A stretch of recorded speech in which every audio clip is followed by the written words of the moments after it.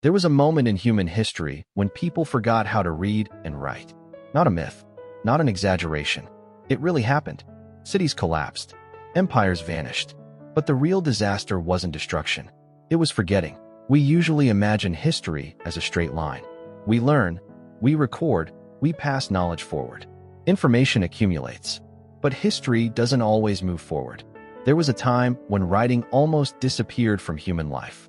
It wasn't just forgotten, it lost its function. Around 1200 BCE, toward the end of the Bronze Age, a massive collapse swept across the eastern Mediterranean. Cities burned. Trade networks collapsed. Palaces were abandoned. Civilizations like the Hittites and the Mycenaeans vanished or fell apart. This collapse wasn't only political or economic.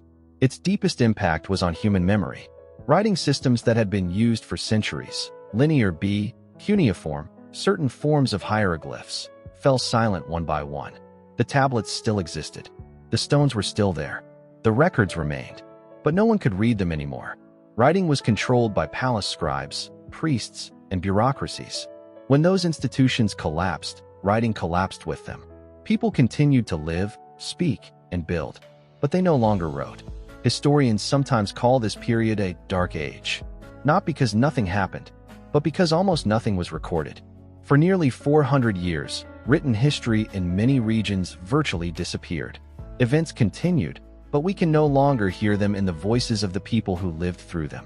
This moment represents a dangerous threshold, because writing is more than information. Writing is memory. Writing is how civilizations remember who they are. And when memory disappears, mistakes repeat. Eventually, writing returned. With the Phoenician alphabet, it became simpler and more accessible. For the first time, writing was no longer reserved only for elites. It spread to wider populations. But that return revealed something important. Writing is not permanent. Knowledge does not survive on its own. If it isn't protected, taught, and passed on, it disappears. This story isn't just about a lost alphabet.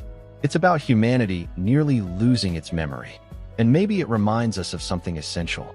History doesn't always speak. Sometimes it goes silent. And that silence is the loudest warning of all.